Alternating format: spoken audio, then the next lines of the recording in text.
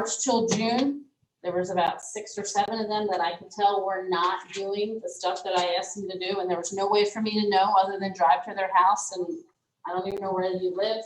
There were the people that did not pass. So I just want everybody to be on the same page. And trust me when I tell you, I am here to make you guys, help you guys pass, not make you pass, help you pass. That's my goal, that's your goal. But unfortunately, this whole thing will be a waste of your 10.5 months if you take NCLEX and you don't pass, right? You want to pass on the first time.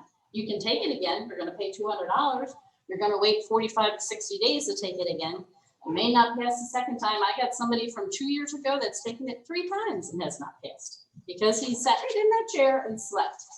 And so I can tell what works and what doesn't work, right? So keep up the good work of what works and you'll pass it, I promise. All right, so here's cirrhosis, hepatitis, gallbladder disease, and pancreatitis. And this is all, I forget which chapter it is, but this is the last couple chapters in your med surg book that have to do with GI. If we're talking about hepato, that is a word that may mean liver, right? So cirrhosis, hepatitis, hepatic encephalopathy, any of those things are words that have to do with our liver. Cirrhosis, what is it? It's extensive scarring of the liver. Why do people get cirrhosis? Well, it could be that they had hepatitis for the last 20 years, and the hepatitis itself is a virus, but it's created scarring in the liver. It could be that they're an alcoholic, and that alcohol, chronic abuse of alcohol over and over and over again has created scarring in the liver. So everybody that has cirrhosis doesn't mean they're an alcoholic. There are other reasons that can cause that to happen. It could be that they had some kind of liver infection somewhere along the way. It could be that they're on medications that have damaged their liver. If a patient's taking a med that damages their liver, what's the word for that? What would be the word? Hepato what? What's nephrotoxic? That's what I'm looking for. Hepatotoxic is a word for a medication that damages my liver. So if you see that meds like NSAIDs are in a category of nephrotoxicity, what does that mean to you? It damages the kidneys. If there's medications such as gentamicin or diuretics that are ototoxic, what does that mean to you? Damages our ears, right? Hepatotoxic medications that damage our liver. Everybody good with that? So whatever the first letter or the first syllabus or whatever you want to call it, the prefix, whatever that word is, it'll tell you what it damages. So hepatotoxic medication would mean that it could potentially damage the liver. And some meds are in that category. Some are in the category where they affect our kidneys. Somebody tell me something that is nephrotoxic medications. Tylenol. What is it? Overdose, Tylenol. Tylenol is hepatotoxic. Yep, that's liver. What about nephrotoxic? Kidneys. Ibuprofen. Lasix can hurt our liver. Yep, ibuprofen. Yep, NSAIDs are nephrotoxic. Put them in that category in your head. Diuretics can affect our liver. Yes, they can help us get rid of fluid, but in time, too much of that can affect our liver. What is ototoxic? Same thing we just said. Remember all the myosin drugs that we talked about that can make us have ringing in our ears and difficulty with our balance and feeling dizzy? That's ototoxic. What about Lasix? That's ototoxic. Remember how we said diuretics are ototoxic? So I'm just trying to help us remember some meds that are in these categories that can affect different organs in our body and different systems. Hepatotoxic, the most hepatotoxic medication, Tylenol. Tylenol. So while we all think that Tylenol is simple and easy and no big deal, you get it over the counter, everybody takes Tylenol, you get a headache, you take Tylenol. What's the maximum amount of Tylenol that an adult person can have in one day? 2,000 milligrams. 4,000. So in your story on NCLEX, somebody's getting Tylenol and they say they're getting 1,000 milligrams every 4 hours throughout the day. Is that too much? Yeah. 4 times 6 is what? Right, that's too much. That means I'm taking 6 doses of 1,000 milligrams in a 24-hour period. So that means I'm taking 6,000. Isn't that too much? Aren't I gonna shut my liver down in time? Have you heard me talk about the people that overdose on Tylenol? When they come in, they might look okay because they just took the Tylenol. It doesn't make them bleed like NSAIDs do. But what happens to them within 24 to 48 hours, the liver shuts down. And what do you think they start looking like? What do you think their skin's gonna look like? Jaundice, yellow, the eye, their sclera turns yellow, their liver shuts down. What is your liver function? A lot of filtering in your body, right? It produces bile, right? We talked about what the liver does. So again, I'm just trying to help us think, what's our liver do? What are the meds that are gonna affect our liver? What are some of the diseases of our liver? Cirrhosis can happen from any of those things. The person with Tylenol overdose, what do you think the cure for that would be if we know that you at home just ate a whole bottle of Tylenol? What do you think we have to do pretty quickly to get Suction? that out of your system? Either pump your stomach, or we could do dialysis to get it out of your bloodstream. Any of those two things can happen. Can we put an NG tube down and try to pump out your stomach? Yes, because why would we do that? Try to prevent you from absorbing any more Tylenol that's still sitting in your GI tract. Does that make sense? Would we want to give you possibly activated charcoal? Anybody ever heard of that? What's activated charcoal? It's charcoal that we put down that we either have you drink or we put down an NG tube. Would it be okay for us to bring that Tylenol back up? Yes. Would we give somebody activated charcoal if they swallow bleach? No. Or a chemical? No. What's going to happen if you pick on, don't pick on anything like activated charcoal for somebody that swallowed something corrosive? Because if you swallowed bleach or you took drank Lysol or whatever, what's going to happen when it comes back up?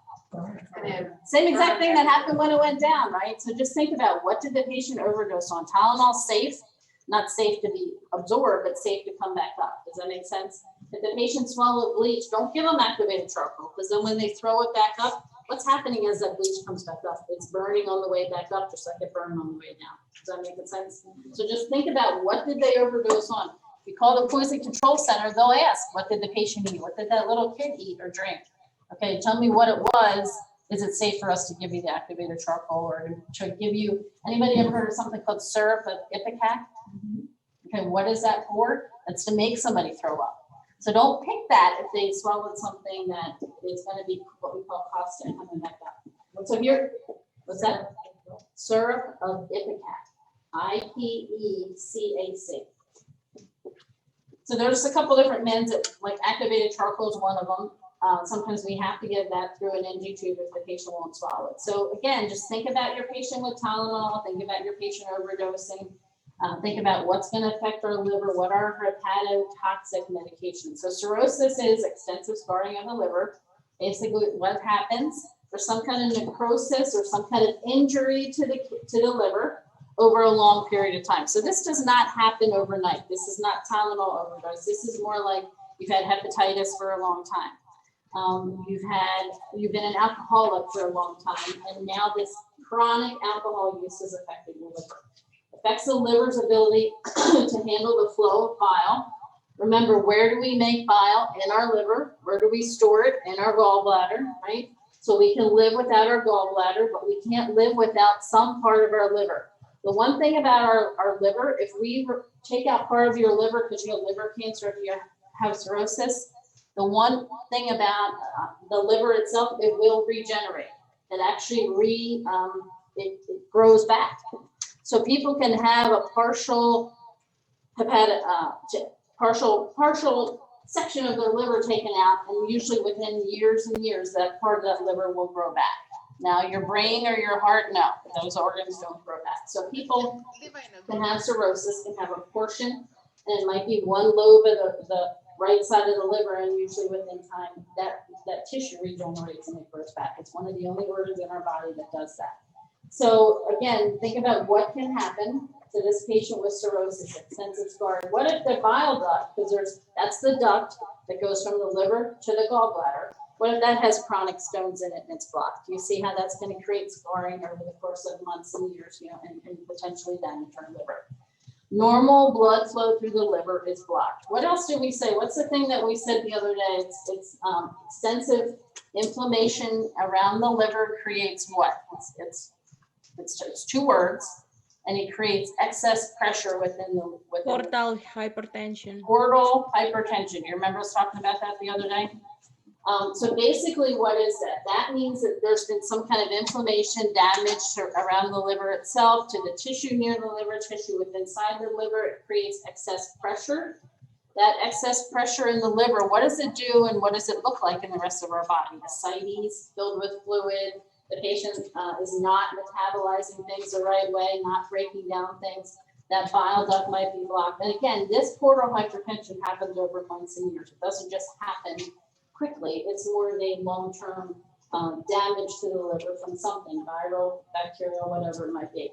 How do we diagnose cirrhosis of the liver? Well, we could do a liver biopsy.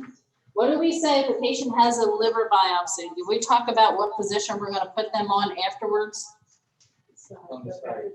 On their side. So where's your liver at? Right. Right? Up in here.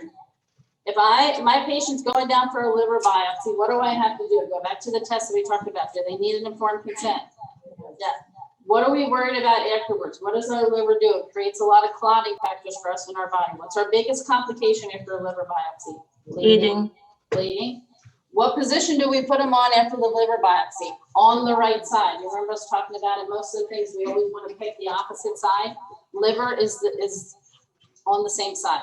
So the doctor goes in with the needle, takes out some tissue, does a biopsy. When they come back to us, we want to put them on that side because we want to put pressure where that needle went in, because the biggest complication is bleeding.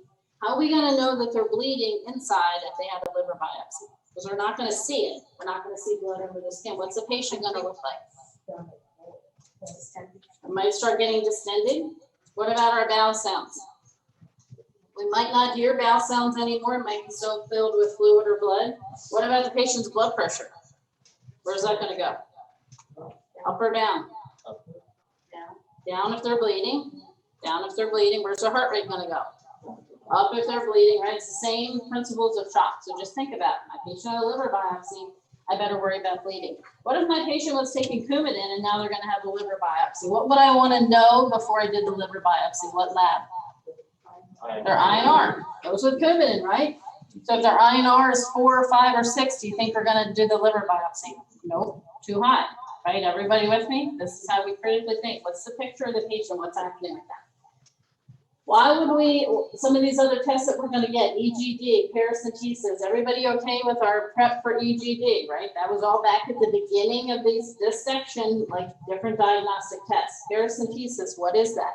Well, this patient with cirrhosis might need a paracentesis because we want to see what the fluid is that's in their abdomen. We might need to drain fluid because they have ascites, right? Isn't that what a paracentesis is?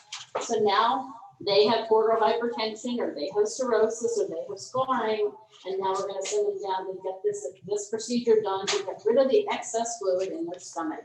A TIPS procedure is basically going in through the jugular vein. It's not done a whole lot, but basically putting in a shunt to relieve that excess pressure around the liver. Okay, go back to our labs. What are they going to be if we have a liver issue? ALT, AST, alk phos. Okay, everybody okay with that? That's our liver labs. Keep telling yourself in your head, what's my pancreas labs? What's my liver labs? What's my kidney labs? What about my serum bilirubin? Couldn't that be elevated if my issue is I have a blocked bile duct, and so now all the bile is backing up and building up, and it's not being processed the right way? Yes, my bilirubin is going to be high. It's not being utilized how it should be. My albumin is decreased. Why? What does albumin indicate?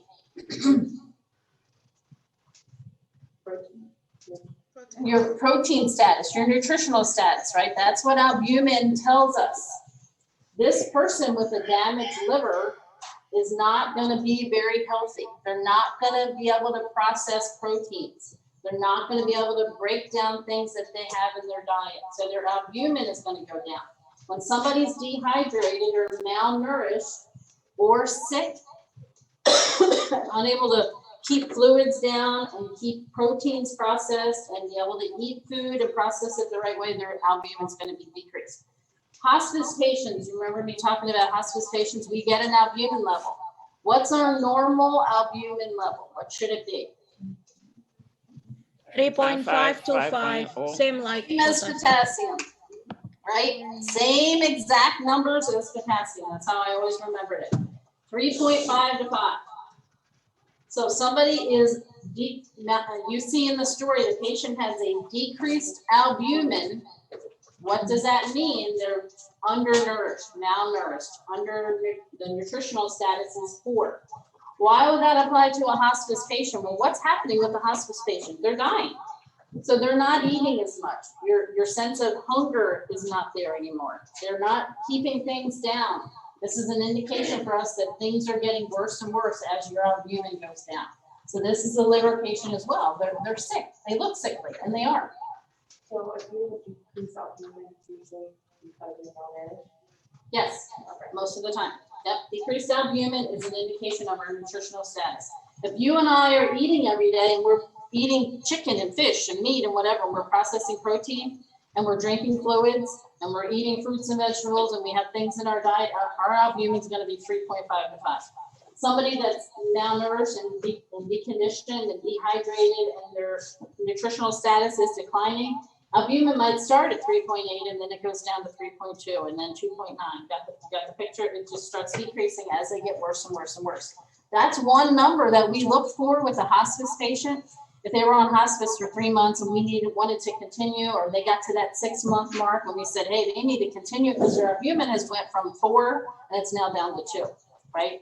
Like it gives us a picture of the patient is not doing well nutritional wise. What about our heme studies? What's going to be decreased? Well, our platelets might be decreased. Our clotting factors are going to be decreased. That's what our liver does. It produces our clotting factors. It helps us clot. And those platelets are made in the bone marrow, but our liver produces all those fibrinogen and clotting factors that help our blood go through the cascade of clotting, not going into too much NP. So what does somebody that has cirrhosis, look at what their INR is going to look like. Anybody with cirrhosis, alcoholic, hepatitis, always think bleeding, always think things are going to be longer. Their INR is going to be longer. Their platelet count is usually down. Any time that they cut themselves with liver issues, they bleed longer. Their bleeding time is always prolonged for this patient. So you have to be very careful with different procedures that you do with somebody that has liver issues.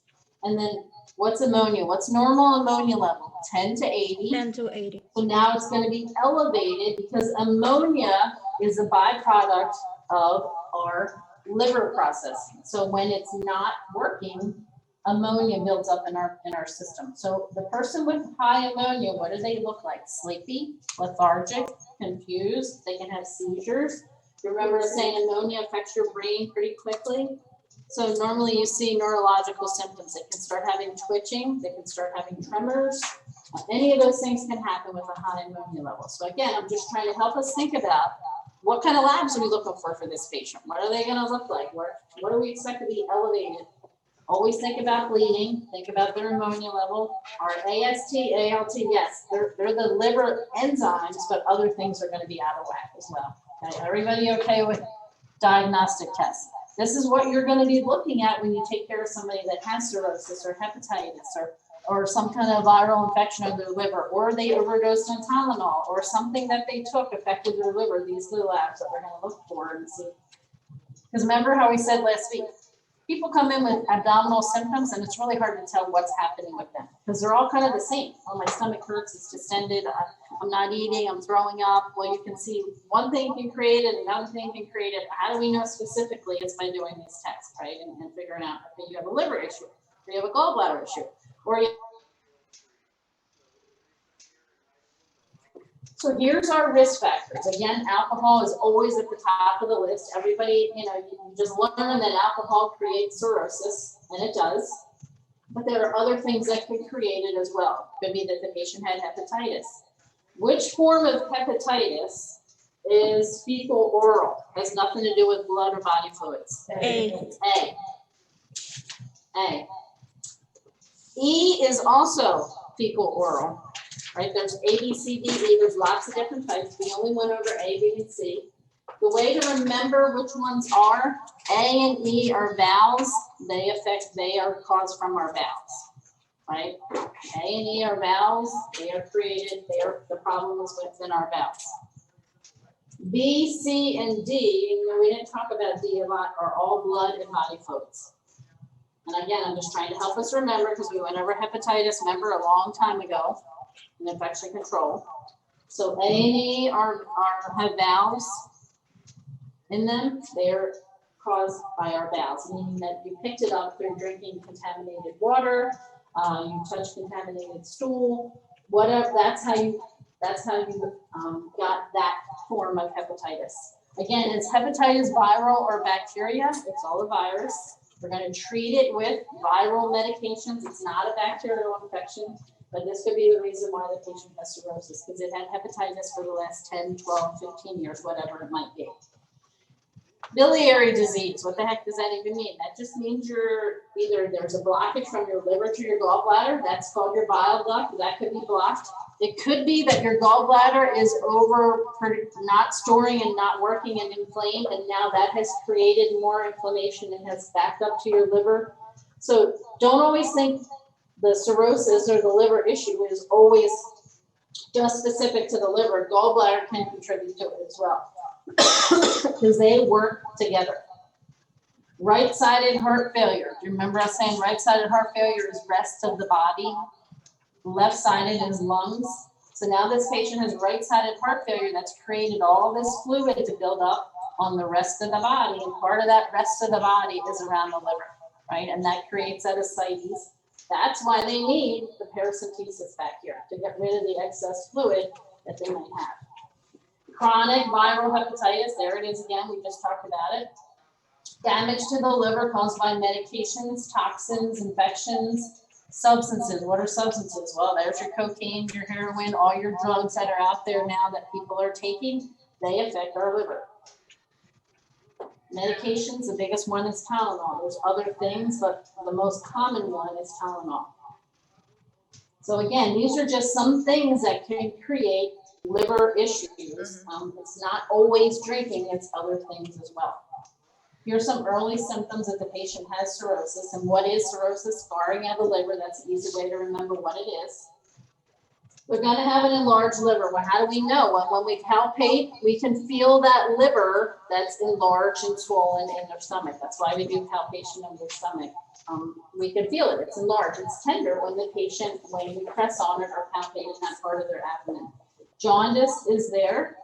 There's a word called icterus. I don't know where in the heck this word came from, but basically that means yellowing in the white part of their eyes. Why is that so important if we're taking care of patients? Why do we want to look at their eyes first? You remember me saying if we're taking care of an African-American person or somebody with darker complexion, how am I going to see yellowing easier in their eyes?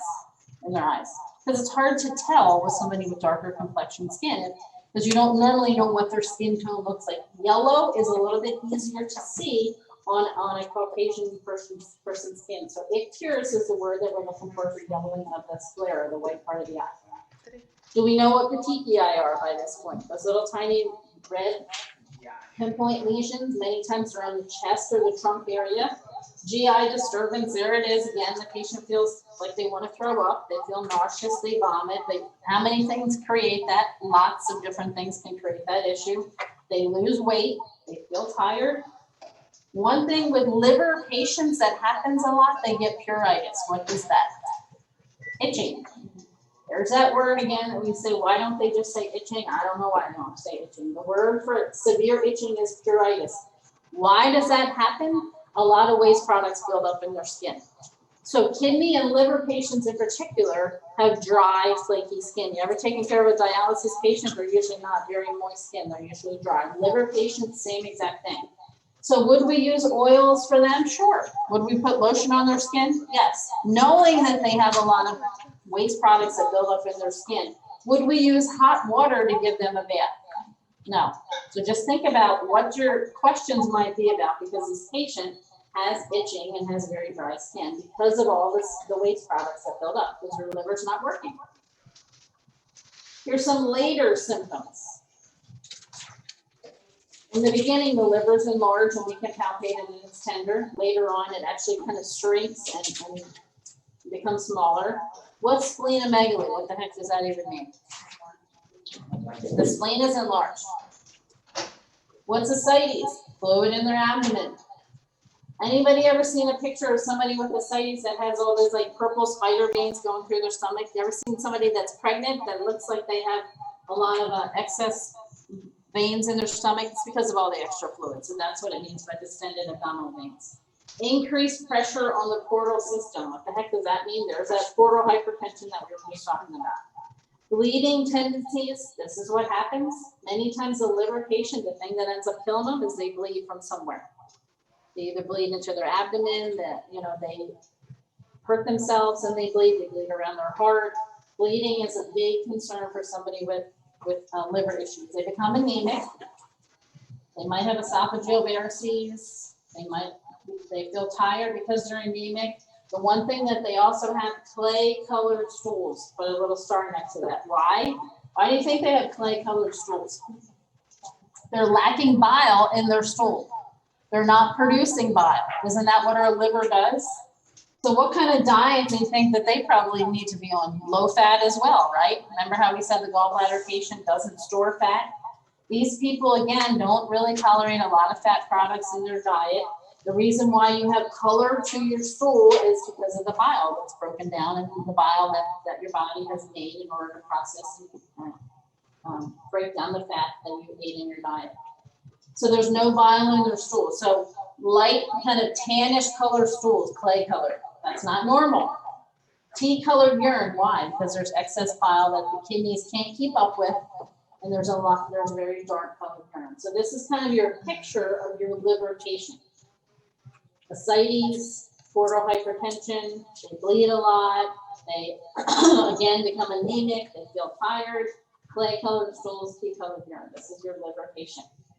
And then end stage, what happens? They end up going into a coma. There's something called hepatic encephalopathy. What does that even mean? That means that your liver has not worked for a while. You can go into this quickly, or it can be over the process of months or years. And what happens? Because the ammonia starts building up in your system, you end up with neurological symptoms. And basically, hepatic encephalopathy means your liver has affected your brain, bottom line. So now the patient ends up with lethargy, confusion. There's something called asteristics. It's hard to recognize when that happens, but basically it's your hands and wrists are flappy and they move and they have abnormal movement, like it's happening and you can't control it. You're not thinking about it. It's almost like seizures of your hands and wrists and your extremities. Most of the time you see it in the patient's hand. Again, this is a late sign. This is not early. Early on is the stuff on the other slide, the previous slide here, right? Here's our early signs. Later signs are these things that affect their patient's brain. And again, look what happens. They're going to be lethargic, confused, actually go into a coma, could have seizures, and now that's what ends up killing the patient. Bleeding, or this issue right here, something that has now affected their brain. Okay? Everybody okay with what our liver patient looks like and kind of what things we could do? So here's kind of our treatment for them. If we know the patient has cirrhosis or they have scarring of the liver, don't we think that they have excess fluid building up in their body? They're going to, right? Because our liver is part of our metabolic system of our body. So not just our kidneys, but our liver also plays a part in that. So those patients that have all that ascites, wouldn't we give them diuretics? Pick that, right? That's okay. We want to give them something that's going to get rid of that excess fluid. Spironolactone, what is that? What category of diuretics is that in? Potassium sparing diet. Potassium sparing, remember? Our loop diuretics, go back to what we learned a while ago, Lasix and Bumex. And we have our thiazide diuretics, right? You can't forget that stuff. And then we have our potassium sparing. So again, depending on the patient and what their potassium level looks like, if the story says the patient has end-stage cirrhosis and they have ascites, what would you anticipate the doctor ordering? But the story told you that the potassium was 2.9 or 3.5. What do you think we pick for that patient? If we already know it's low, running on the lower side, wouldn't we pick a potassium sparing diuretic? Everybody understand what I'm trying to say? I'm trying to come up with a question in my head. So look at what the potassium is. If we already know that the potassium is low and we give them more Lasix or we give them more hydrochlorothiazide, where is it going to go? Only lower. Or at least anticipate potassium supplements will be ordered. Or frequent monitoring of potassium labs. Okay, everybody with me? This is how we're going to have to critically think. So just, sure, we can memorize that spironolactone is potassium sparing, but think about how we're going to apply that to the question. If they have an intestinal bacterial infection that has come along because of so much ascites, we give them flagyl. That's an antibiotic. There's a medication called lactulose. It's an orange liquid that the patient can drink. The patient can also can take it by mouth. We can also give it to them as an enema, just like that K-Exolate stuff. But lactulose is a med that you're going to give them to decrease their ammonia level. How does lactulose work? What happens is the patient takes it and it binds with the ammonia that's floating around in their system and it makes them poop. And they poop out the excess ammonia. That's what happens with lactulose. Why would we need to give them extra vitamins? What's not happening? What's not happening? The liver is not using them right. We're not getting a good diet. We're not getting good nutrition. So we have to give them extra vitamins. So your patient that comes into the hospital that's an alcoholic, one of the first things we do, give them IV fluids, and we give them IV vitamins, right? Vitamin A, B, C. We call it a banana bag. It's a yellow bag of IV fluids, and we give them a whole bunch of excess vitamins because they don't have good nutrition. The patient with cirrhosis or an alcoholic, they're not eating every day like they should be. That's their diet. They're drinking vodka or Jack Daniels all day long, right? And they're drinking beer from sun up till sundown. So we got to give them all those excess vitamins that they're not getting in their diet. We might need to give them IV. We might need to treat their GI symptoms by putting them on those PPI meds or the H2 meds. See how much you know about all those meds now, right? This is the symptoms, or these are the things that we're going to treat. IV albumin, what does that do? It just helps us move fluid from all that ascites in our stomach back into our vascular system so we can stay hydrated. So your picture of your liver patient usually is that protruding abdomen, trouble breathing, yellow skin, GI symptoms, clay-colored stools, right? Everybody getting the picture of what the liver patient looks like. Dark-colored urine, and this is kind of how we treat it. We give them IV fluids, and you're saying, why would we give them IV fluids if they have extra fluid in their stomach? The fluid in their stomach isn't doing anything for their hydration status, it's just sitting there. Does that make sense? So we still got to give them volume inside their circulation. We still have to worry about bleeding. We still have to worry about them being dehydrated. Even though it looks like their stomach is full of fluid, it doesn't mean that they're overhydrated in their veins and arteries. And again, here's what we're going to do. Monitor the vital signs. Why would we weigh them every day? Don't you think about their nutritional status, their fluid status? Don't we want to know how much excess volume they have? So if I weigh this patient on Monday and they weigh 150 pounds and on Tuesday they weigh 160, what would I be doing? Calling the doctor. What does ATI tell us about our weight? More than what? 10%. More than how much in a day? 2 Was it 2 pounds? 3? 2, 3. 3 pounds. Is it 3 in a day? Mm-hmm. Or 3 in a week? More than a pound in a day, right? Isn't that right? Yeah. So I think it's more than 3 pounds in a week, isn't it? Isn't that what it is? And more than a pound in a day. Isn't that right? Yes. Okay. Everybody's nodding right, because I always have to try to remember too what ATI tells us. So here's your patient. Don't just write this down, weigh daily, but then what do I do with that information? So my patient yesterday was 150. Now today they're 152. That's already 2 extra pounds that they have from yesterday. Now I know we get on the scale and it fluctuates and goes up and down. But think about this patient. We're worried about excess fluid, excess volume. We better pay very close attention to how much extra weight they have. Okay, now tomorrow you weigh 152 pounds. I'm going to let your doctor know. What do you think the doctor might order for this patient if they have excess volume or excess weight? What's going to help them get rid of that excess weight? Diuretics. Diuretics, right? Is this making sense? We might have to increase their dose of Lasix or whatever they're on. Measure abdominal girth. What the heck does that mean? Circumference around their belly, where do we measure that? Right at the belly button, we're gonna mark it, right? And if we get my abdominal girth, I don't know, I'm just picking a number and I don't know what mine is. Don't quote me on this, but what if it's, I don't know, it's not 30, it's not small anymore, whatever, let's pick a number, 35 centimeters, I don't know. Tomorrow, it's now 38 centimeters. What am I thinking about their abdominal girth? In one day, it's 3 centimeters more. What does that mean? Their stomach's filling up with fluid. Everybody with me? This is what we would actually do for these patients. Measure their weight, look at how their intake and output. We would pick that every time, right? We want to know how much they're taking in, how much they're putting out. We want to measure their stomach. So if every single day I'm noticing there's an increase, well, what's happening? Fluid is building up in their stomach. That's ascites. This is what happens with your liver patient. Monitor their skin. Why? Because it's dry. They have pruritus. Wash with cold water. Apply lotion. And I'm not freezing cold. I don't mean put the patient in an ice bath.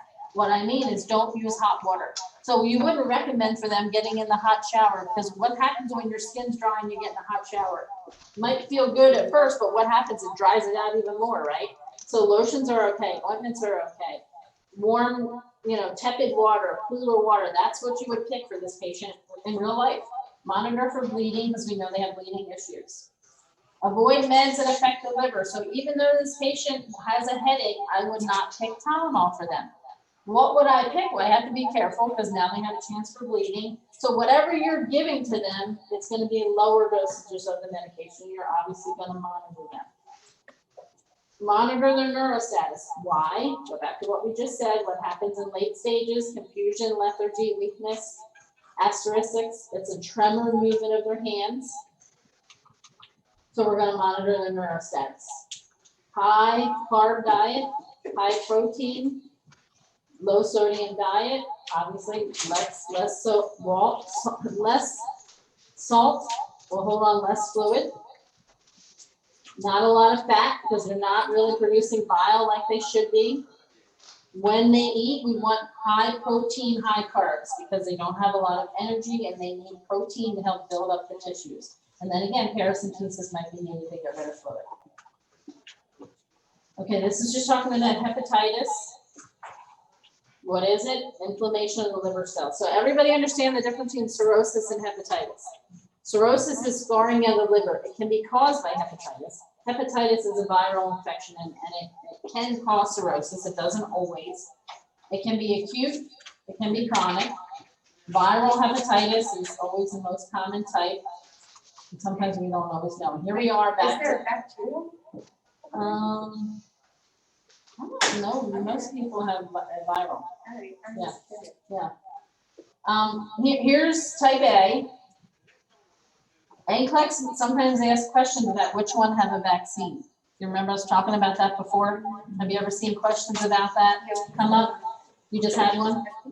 So again, how are they going to ask you that question? It's going to say in the story the patient has blah, blah, blah.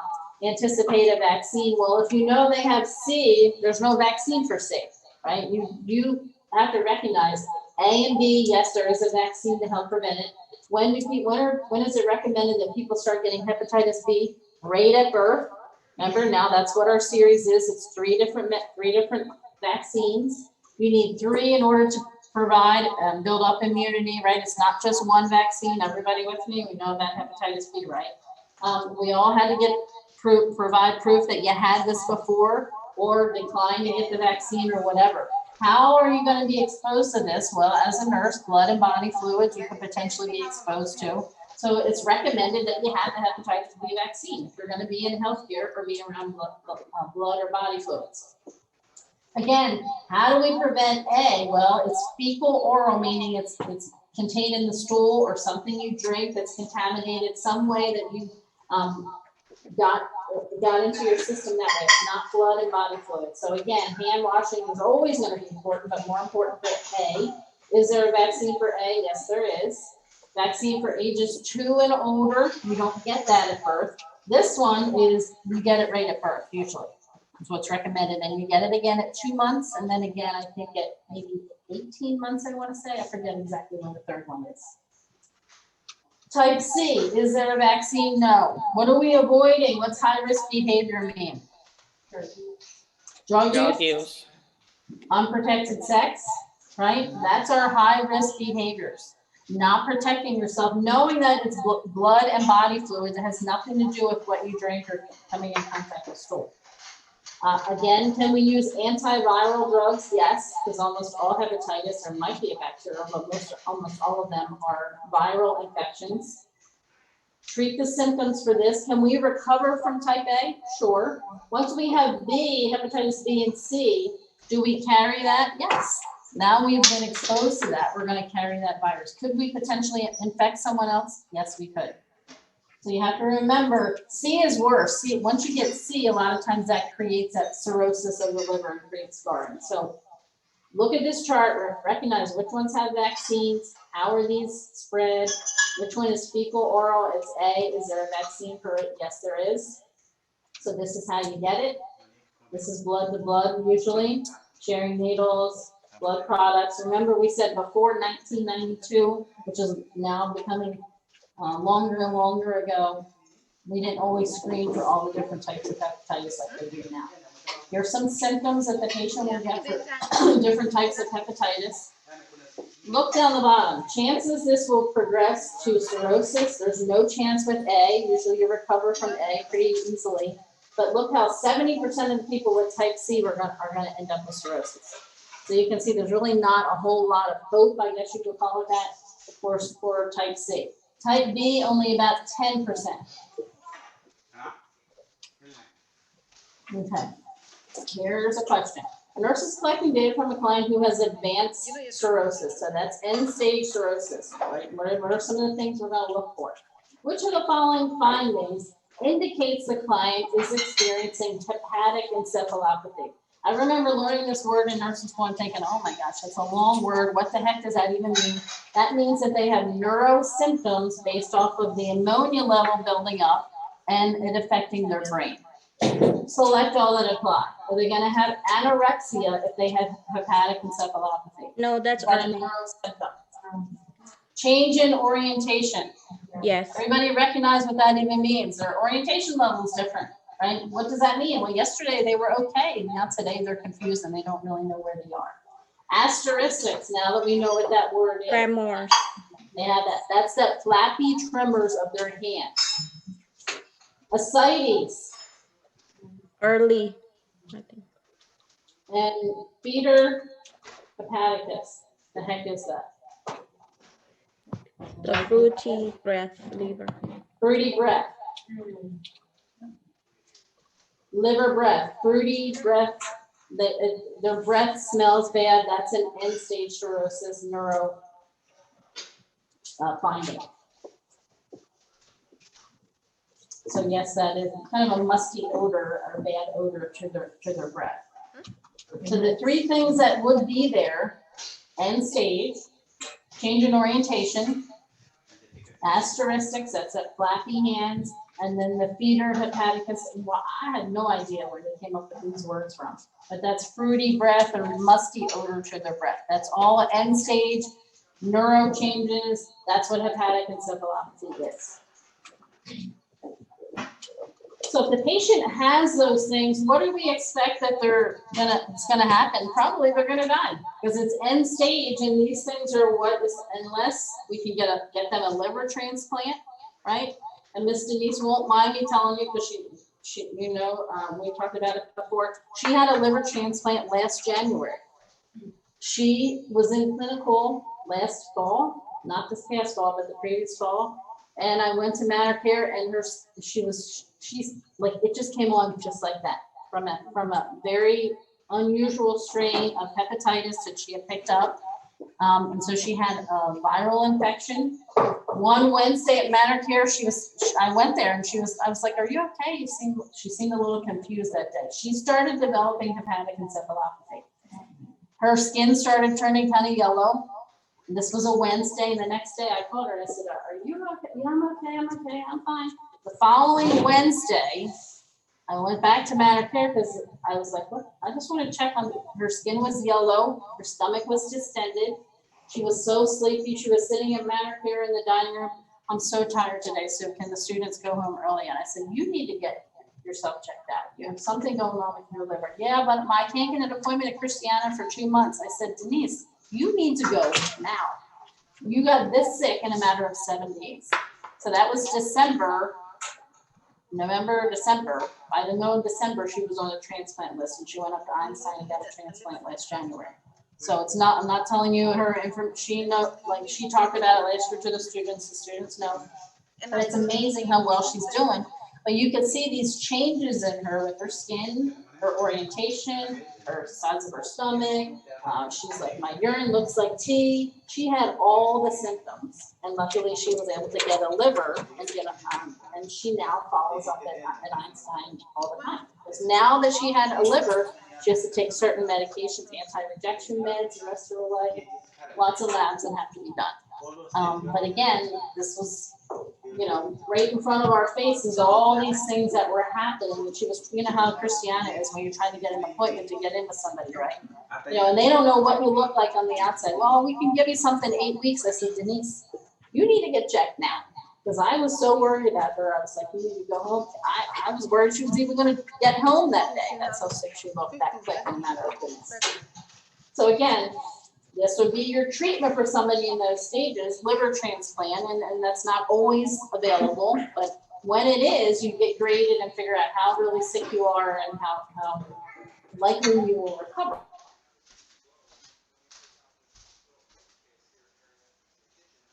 C and E. Okay, and that's your end-stage liver person. A nurse is reinforcing teacher with a client who has hepatitis B about home care. So stop there. What do you know about hepatitis B? It's blood and body fluids. Is there vaccine for it? Yes, there is. How is it spread? Right, through some, unprotected sex, some sharing needles, whatever it is. Like, think about what you know about it first. Which of the following instructions should we include? Select all that apply. Limit physical activity. Yes. Why? Are they tired? Are they weak? Right? Is it affecting them? Should they limit how much they're doing in order for their liver to rest a little bit? Probably so, because that's one of the signs and symptoms, right? Being fatigued and anemic. Should they avoid alcohol? Yes. Always pick that, right? Because drinking alcohol, what's that going to do? It's only going to mess up your liver even more. Take Tylenol, acetaminophen. That's Tylenol for comfort. No. Don't say, well, they got pain, they should take Tylenol. Nope, they shouldn't take Tylenol. Wear a mask when in public places. No. No. Does it have anything to do with hepatitis B? No. Just putting a mask on these people, don't put it on them just because you want to. Don't say, what if they have COVID? That's not in this story, right? This was all before COVID. Eat small, frequent meals. Yes. Why?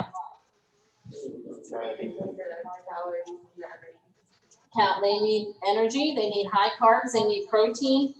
What's going to happen with this patient with hepatitis? What do we think about their stomach? Nausea. Yeah. Do they have nauseous? Don't they have swelling? Don't they have distension? Small, frequent meals would be good for them. Not eating a big plate of something, what's that going to do? It's only going to make their symptoms worse. Everybody pick that? So our answers would be A, B, and E. Okay, let's take a break and then we'll talk about gallbladder disease.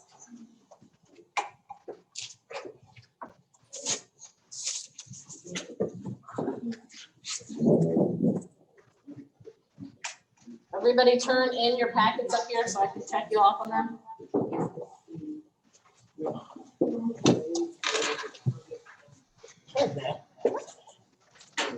They need treatment they need in this today. Okay, what time is it? 11. Okay, That's what they gave me Mondays because they knew I was normally home on Mondays okay. because they couldn't work in the afternoon. Is it gonna be every Monday? No. Oh, No. okay. It's just once a month. And then the other one is at 3, so I'll just click on and I'll go on my way out. Okay.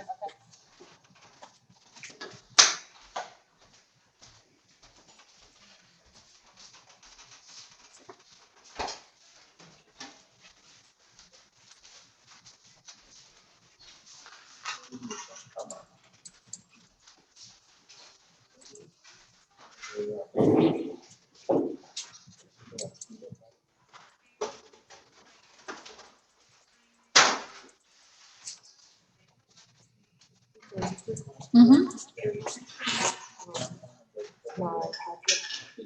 or would you want me to wait until? Straight I'm done. until you're done? Yeah, because I gotta get out of here and try to get back in. Right. Okay.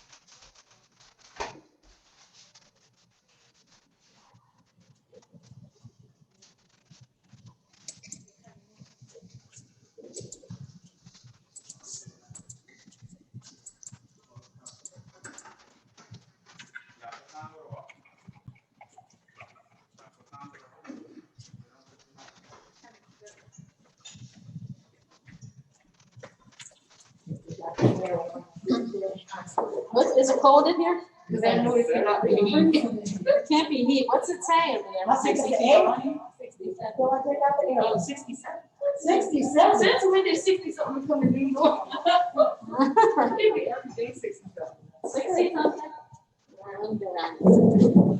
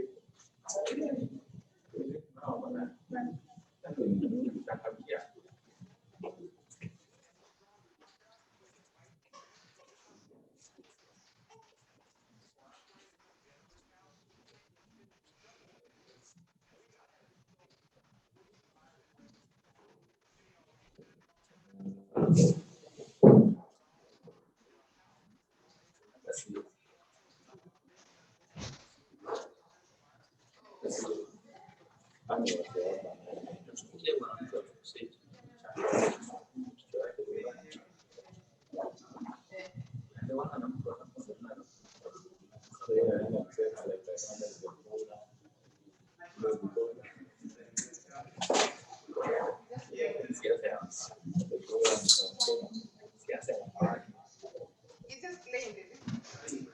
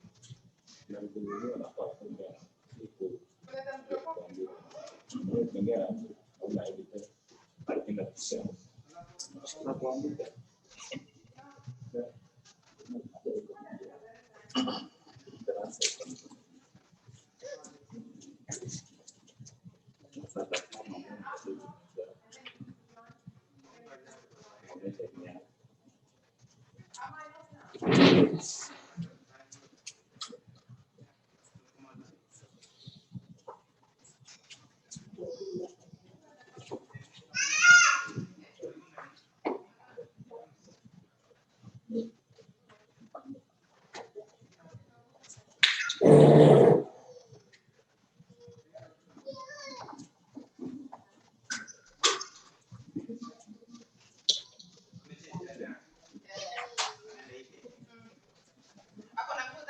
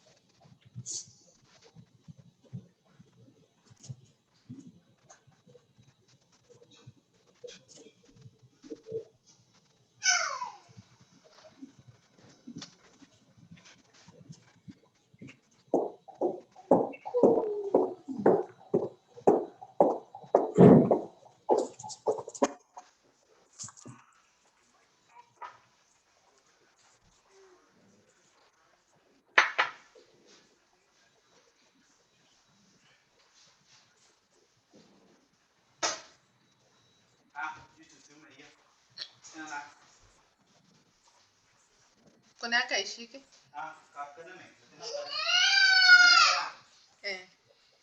Agari.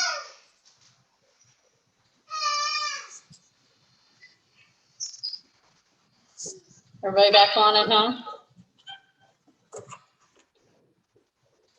Yes.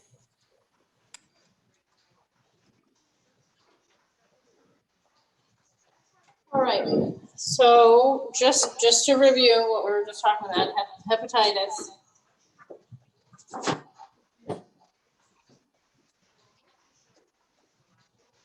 Hepatitis, there's many different types of hepatitis. The most common that you're gonna see is A, B, or C. What you guys are gonna need to know for the test, which ones have vaccines? How is A spread? How is B spread? How is C spread? How do we prevent somebody from getting these different types? To answer your question, yes, there are sometimes a bacteria can cause hepatitis, but it's very rare. Usually it's like E. coli or something that's in your mouth that actually attacks your liver. So I just read something that said 90% of the cases are viral. What other things can create hepatitis? Toxins, we just talked about that. Illegal substances, using drugs, gallbladder disease, right? So maybe the patient doesn't have a virus, but something has created hepatitis. What is the definition of hepatitis? Inflammation of the liver. What is cirrhosis? Scarring of the liver. That's just how we need to make it as simple as we can. The most common way that A is spread is fecal oral. What the heck does that even mean? That means somebody that already has hepatitis A that could potentially go to the bathroom and not wash their hands and now cook food. So it could be somebody that, you know, it sounds disgusting and it is, works at a restaurant that, you know how you see on the signs, must wash their hands before they return. Well, let's hope the heck that they are, right? So again, what about somebody that travels to a country that doesn't have water systems like we have here in the United States? Everybody getting the picture? So now that's contaminated water. Doesn't mean everywhere in the US has good water, because they don't. But we're just talking about what are some of our risk factors? What can create that scenario for somebody to pick up hepatitis A? Do they recover from it? Usually, yes, they do. But again, how do we know they're sick? Well, they end up with like a viral infection of the liver, but GI symptoms, their liver gets inflamed, and many times it's treatment management for that hepatitis A. Now B, it's blood and body fluids. Is there a vaccine to prevent you becoming contaminated with it? Yes, it's a series of 3 vaccines.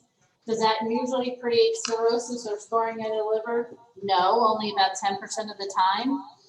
Can we hopefully prevent it? Yes, if we get the vaccine, or if we use protected sex, or we, whenever we're getting injections or needles, they're clean needles. I'm not talking about drug use on the street. I'm just talking about in general. Are we going to always use a sterile needle for a patient? What if that patient got blood years and years ago? They could have picked up hepatitis B from those blood products that weren't screened. What about your dialysis patient? Do you think they're a risk for picking up blood-borne different viruses or bacteria? Yes, because they're getting put on a dialysis machine, and almost all the tubing is used for that patient, but the machine has to be clean. And if you guys ever get to go out to dialysis, you'll see what I mean. The people on dialysis, the nurses spend a lot of time cleaning the machine in between patients. Why? Because that blood is circulated through that machine, and if it's not 100% clean, could it pick up something else from the patient left behind? So I'm just trying to help us think about things that can create the likelihood or the chance of somebody picking up that infection. Unprotected sex, needles that are dirty. What about mom to baby? If mom has hepatitis B, couldn't she potentially pass that on to the baby? Yes. So that's one of the screening things that are done at birth. If we know that the mom has a history of that, we would screen the baby for that. To determine if the baby doesn't have it yet, well, then your baby should get those hepatitis B vaccines. Is that making sense? C is blood and body fluid again. About 70% of the time, somebody getting C ends up with cirrhosis. C is one of those hepatitis that's the worst kind to get, because we really can't treat it, and a lot of times it creates scarring over the course of time. D and E are out there, but D is blood and body fluids, not as common as the other, and E is back to that fecal oral route again. So A, B, C, D, E is what's in your book. I would recommend again that you guys go through the chapters, go through the columns that are in here, these chapters on hepatitis, gallbladder. They're only 2 or 3 pages, so go through the chapters and make yourself some notes and kind of add to what we talked about in here as far as hepatitis goes. There wasn't anything else that I saw that we didn't cover, I don't think. Again, what's our picture of our liver patient? That's what we need to recognize. What's our labs going to look like? What's going to be high? What's going to be low? What are my risk factors for getting this liver problem? And then how would I treat it, right? If this patient has this, go back to what we know about using cold water for their bath, ointments for their skin, may need a paracentesis, labs that are going to be elevated. We're going to monitor for bleeding and bruising, right? This is all should be making sense. Daily weight for the patient, measure abdominal girth, that's all going to be select all at a 5. Everybody good with hepatitis? Cirrhosis are the 2 things that usually affect our liver. They're 2 different things, but we have to recognize that our treatment, depending on how sick the patient is, and people end up needing liver transplants if we can't correct the issue that's going on with the liver. Understand what hepatic encephalopathy even means. It's a big word, but it means that there's neuro changes or changes in the brain based off of the liver not working. Okay. We'll move on to gallbladder disease. That's another GI disorder. Cholecystitis. What does itis mean? Inflammation. So itis on anything means you have inflammation in that. Tonsillitis, appendicitis, cholecystitis means inflammation of the gallbladder. What can create inflammation of the gallbladder itself? Well, it could be that the gallbladder is infected. It could be that the bile duct draining from the liver to the gallbladder has that stone in it. You have a gallstone there. Now the gallbladder is inflamed and irritated. Can we live without our gallbladder? Yes, we can. Can we have part of our liver taken out and still live? Yes, we can. Can someone be a liver donor, say for somebody that they're a match for? Like a brother, a sister, a family member? Yes. What happens to that rest of that liver that the person has? It actually regenerates and grows back. So I could donate part of my liver to my brother or sister if I was the same blood type. Why do you say brother or sister? Well, most of the time, aren't you going to be most compatible with those that are most similar to your genetic makeup? Yes. So you can donate part of your liver, and most of the time that liver will grow back in time. Can I fully live without my liver? No. Can I live without my gallbladder? Yes. Can I live without my appendix? Yes. You have to think about which organs can be taken out and the patient still be okay. Why is that okay? Well, the liver still makes bile, but what do you not do? You just don't store bile. Everybody okay with that? So cholecystitis, inflammation of the gallbladder. Does your gallbladder always have to come out? Not always. But again, if it's severe enough, you have enough pain, and it's not getting treated or getting better with us giving you IV fluids or stop making you NPO, you might have to take out your gallbladder. What is cholelithiasis? That means stones. So can somebody have stones in their gallbladder and still get better? Yes, they can. Just depends on, again, how sick the patient gets, how overall their nutritional status is, how long has this been going on. Okay, you can see that you have a couple of gallstones on the ultrasound. Couldn't we go in with like shock, the lithotripsy, and break up those gallstones? Yes, and now you can still keep your gallbladder. Again, this is going to be a surgeon's decision. How sick is the patient? How big are the gallstones? If there's a gallstone that's completely blocking the bile duct, because that travels from the liver to the gallbladder, we might have to go in and take those stones out and take the gallbladder out. Again, it just depends on what's happening with the patient. Many times, I'll say that most people with gallbladder issues end up having their gallbladder taken out. Well, most of the time. That's the best, safest, easiest way, or I shouldn't say easiest way, quickest way to fix the problem. But we still could, again, make the patient NPO for a day or 2 and see if the inflammation goes away on its own, just depending on what caused it to begin with. So cholecystitis is inflammation of the gallbladder. Cholelithiasis is gallstones. Can somebody have both? Yes, they can have both. What if we took the gallbladder out? Now what is that called? Cholecystectomy, right? Ectomy means removal. Remember way back in August or the summer when you went through all these terms and itis and ectomy and otoscope, oscopy means that you're putting in a scope. Again, those terms don't really change. Those endings don't change. It just depends on what organ we're talking about. So cholecystectomy is stones. Cholecystectomy means we're taking out your gallbladder. There's two different ways for somebody to take out your gallbladder. Open, and you're gonna have an incision. Where's our gallbladder? Right upper quadrant. Or laparoscope. What the heck does that mean? That means you've got 4 or 5 little laparoscopic incisions, and they go in with the laparoscopic machine with little claws and pull your gallbladder out through one of those holes. That's what laparoscopic surgery is. Which one do you think is easier to recover from? Laparoscopic. Wouldn't it make sense if I don't have a big incision here? I have 4 little steri strips on my stomach, or 3, or however many the doctor needs, depending on the machine they have, and we can take your gallbladder out right through that little incision, and now you can go home probably the next day. What do we tell people that have their gallbladder out as far as their diet or their management, or what are we going to tell them how to change things afterwards? Low fat. What has fats in it?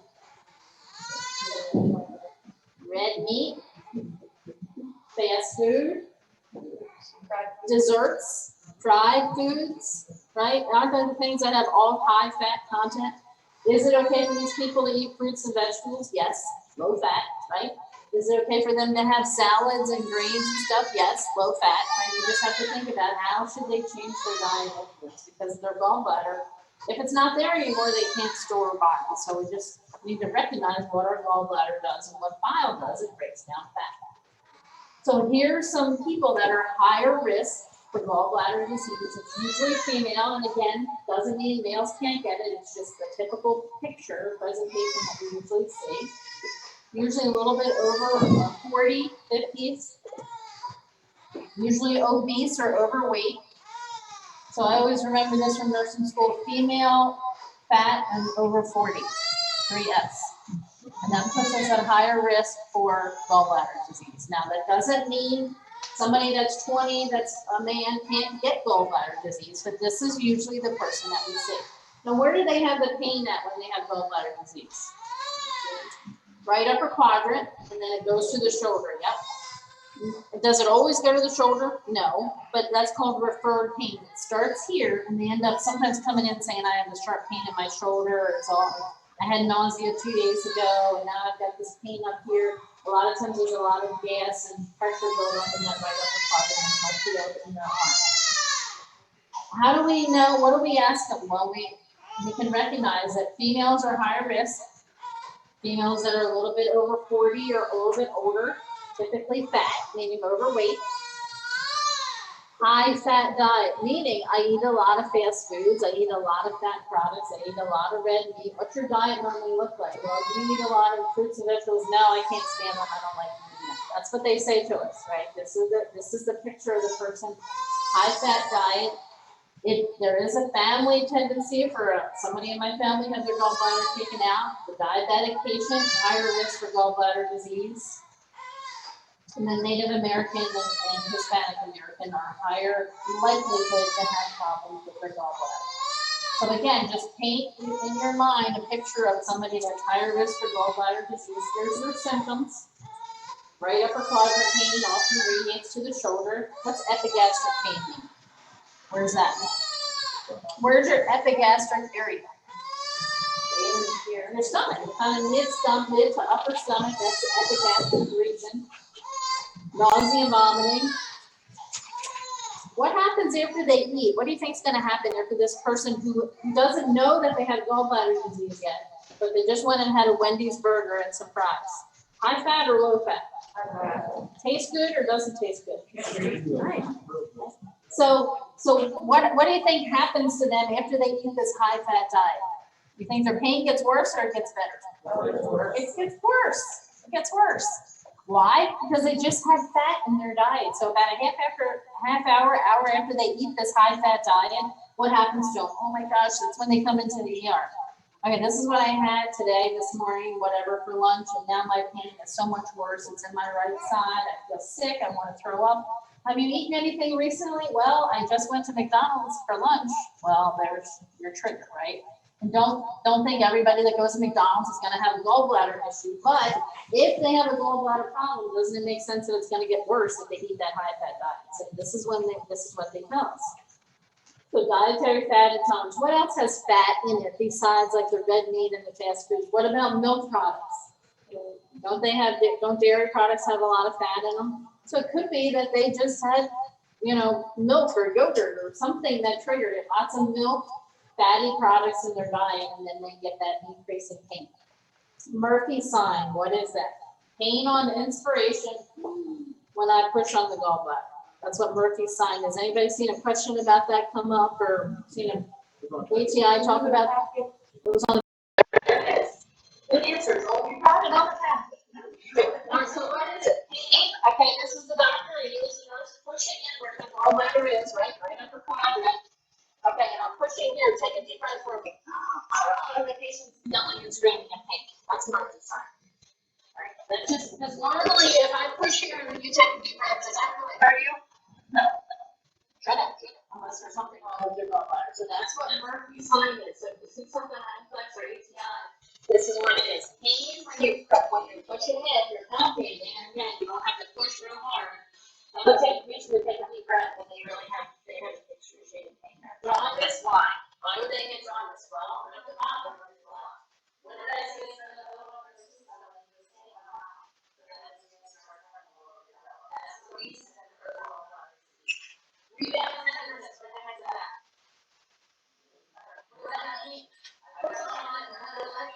That's when it goes worse. So it could be either of these things that happen, but what I'm looking for are signs that tell me, hey, we think your gallbladder might be laying or you might have a gallstone. How are we gonna know for sure? Well, we gotta send a patient for some tests. We're not gonna go, okay, you got Murphy sign, your gallbladder's coming out. They're gonna probably take you for an ultrasound, maybe a PET scan, whatever it is, so we can figure it out. And there it is. How do we diagnose? An ultrasound. An ERCP is a test that we inject dye, and we see it in a vial of the open. And when we inject it out, it's a vial of the fat that's down. Look at what their labs are gonna look like. White blood cell count's gonna be high. Why? What's happening? Itis. What's itis mean? Inflammation. Where's our white blood cell count going to go with inflammation? That's our ESR. What does that stand for? Keep saying the same labs over and over again. Erythrocyte set rate. What does that go on? Inflammation. It's when you start actually working this summer as a nurse and you're looking at labs, you're going to say, hey, I recognize what that means. I know what that means now. It's not just numbers anymore. Why are we really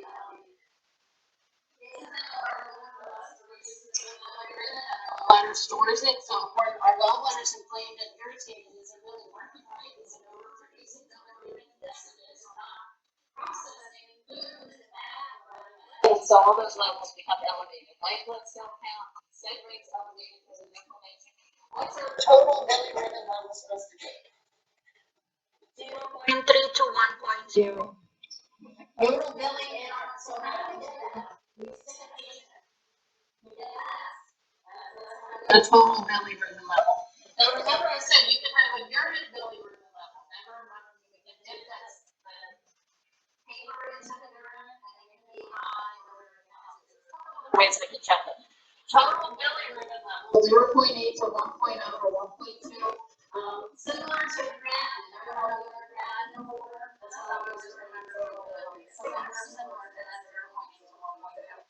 So what's going to happen is this is how we know it's gallbladder disease that's making you have stomach pain, right? Instead of liver or something else. And how do we know for sure? That will tell us, okay, you have stones, your gallbladder's inflamed, it's in large, it needs to come out. Okay. Gallbladder disease. Pain meds maybe at quarter, because again, don't give them morphine. Why not? It causes spasms in the bile duct itself.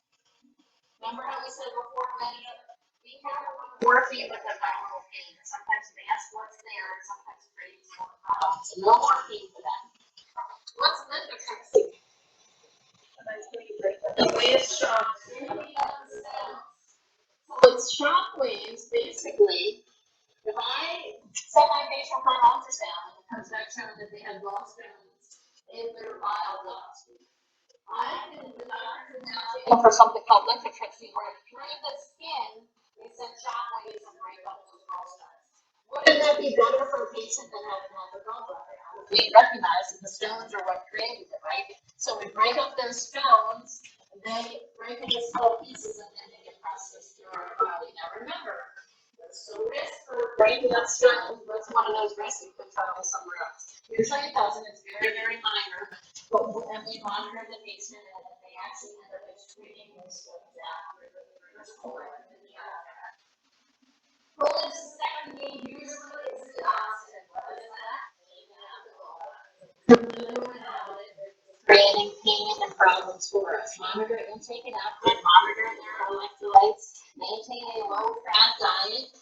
The surgery may be open or laparoscopic, and that's all this is talking about. Now, after they have surgery, have you guys looked over different types of drains in here? That's well.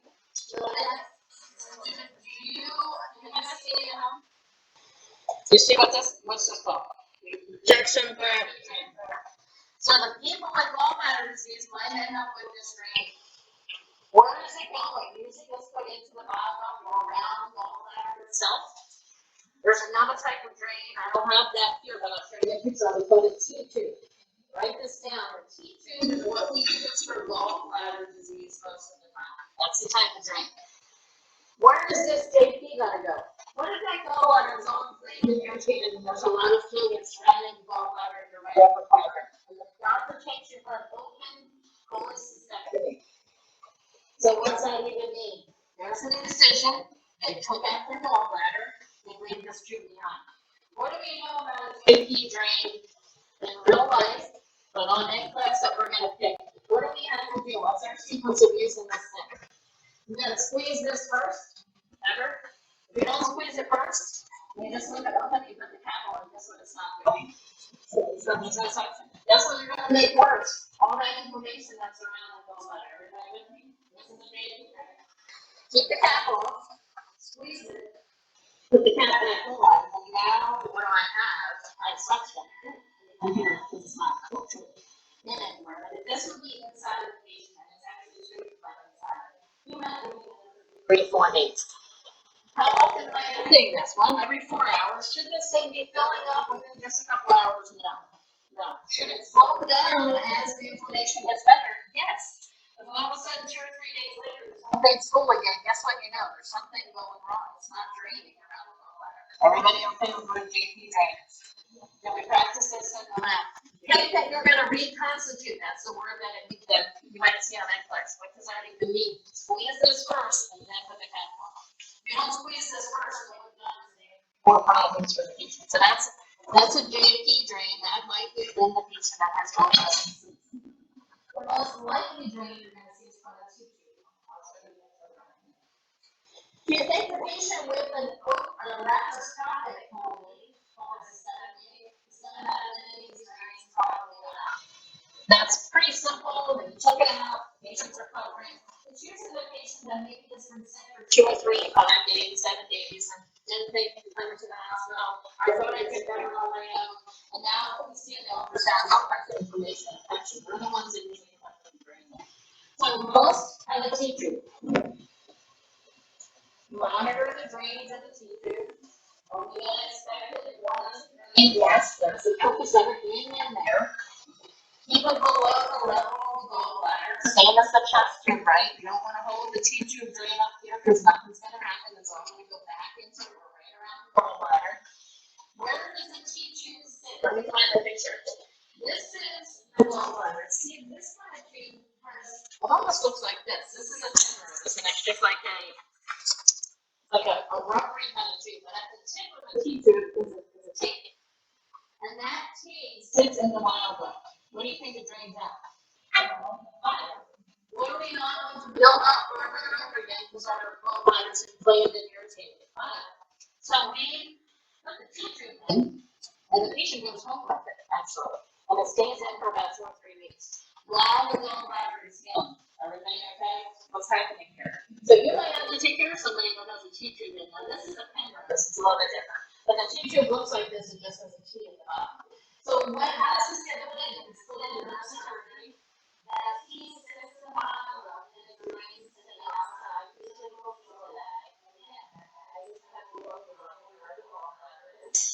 You don't want to hold it up high because it's not going to drain.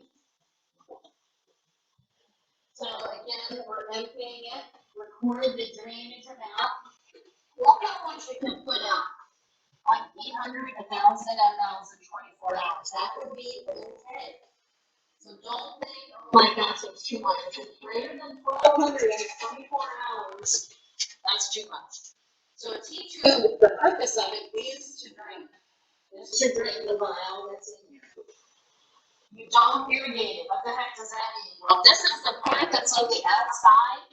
Don't put anything hooked to it with a syringe and try to put pressure in irrigating or put any force with it because it actually can damage the vial. So this part here is going to be hooked to a bag and you're just going to monitor the drainage bag. And it's usually just a small clear bag that the patient has.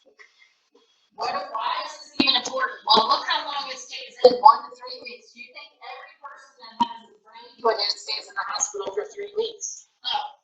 When do they go home? Very quickly now, right? People go home with these tubes.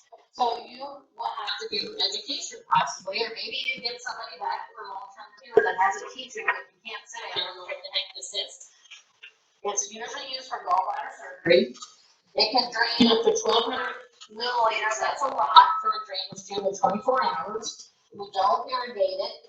And we tell the patient it's going to stay in for a couple weeks. And the patient says, what? I'm going to go home with this tube? Yes, you are. You're going to record your drainage, and if it's more than 1,200 mLs the next day, let your doctor know. And then if they let the doctor know, what do you think the doctor's going to do? If it drains 2,000? We're taken back into surgery or figure out why I'm taking so much. Now, here's another thing I'm going to teach you. Clamp the tube 1 hour before and after they eat. So you can digest your food. What do you need that is draining out? Bile. So it's constantly draining. What are you not going to have when you go on a break on the food, right? Does that make sense? So this is part of our education. Would this work for somebody that has dementia to go home with it? Are they going to know to remember before I eat my lunch today, I got to clamp this tube? So you got to make sure somebody is with that patient that understands what's happening. Because if it all backs up, then what would happen if they didn't clamp the tube? What do you think then they're not processing or getting your nutrition? Does that make sense? So what we have to do is take the end of this tube and we have hemostats or the clamps, just clamp it. I know I'm gonna eat lunch today or not as well. Now, does everybody know when they're gonna eat? No. But this is what you would have to be teaching these patients. Okay, for your 3 meals today or whatever, some people eat 2, some people eat 4. This person would probably eat more frequently because we want to tell them smaller meals, right? Less fat in their diet, but you need some fat. Okay, so clamp the tube an hour before you eat, and leave it clamped for an hour after. And what if they forget?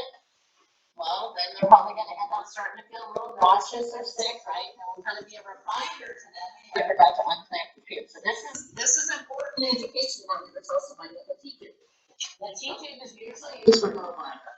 Everybody okay? It's all right in your book too, but we have to recognize that there could be a question about gallbladder disease. Clamp an hour before an hour after they eat.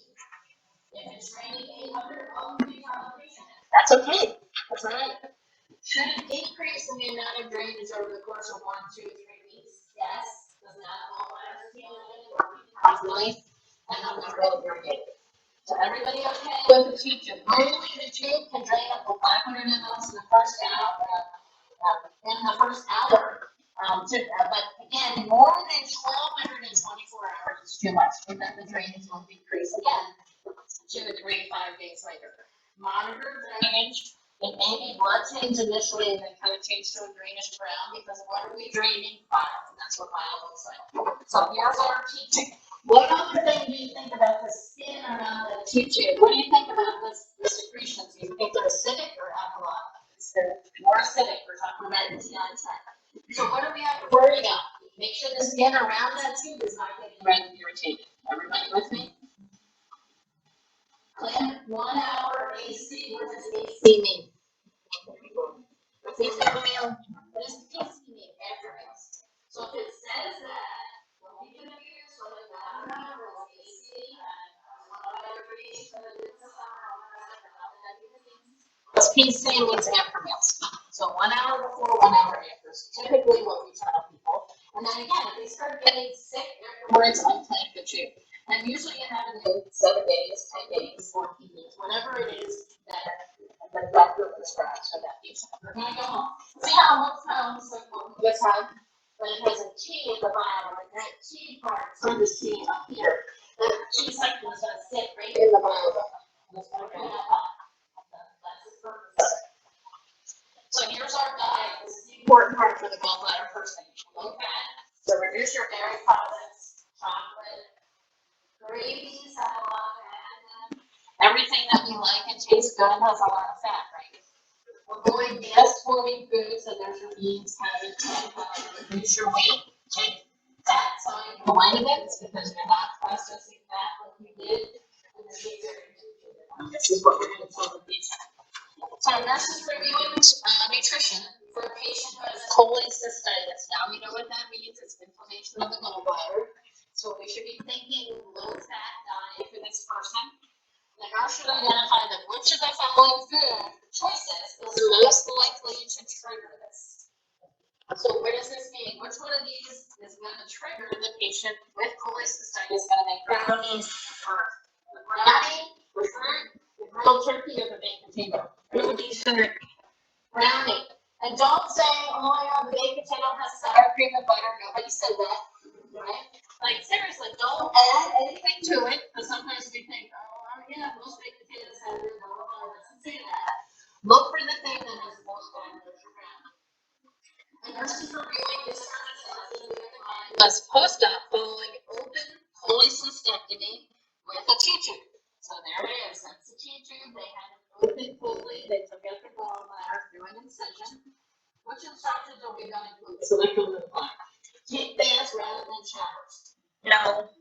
Would you want that patient with a tube that's there and skin open where there's a drain sitting in a bathtub? What's the risk of infection? What's the risk? Infection. Understand? Tell the person to get, can they get a shower? Yeah, they can get a shower. Put the dressing over, keep it dry and intact, right? And make sure you monitor the skin. It doesn't mean for 3 weeks you can't get a shower, but I certainly